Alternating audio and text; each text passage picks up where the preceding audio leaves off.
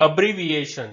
અબ્રિવિએશન શબ્દનો અર્થ સંક્ષેપ, સંક્ષેપાક્ષર, સંક્ષિપ્ત રૂપ, શબ્દ સંક્ષેપ, થોડો સાર, અલ્પત્વ, ટૂંકાણ, ટૂંકસાર કે સાદું રૂપ આપવું તે થાય છે.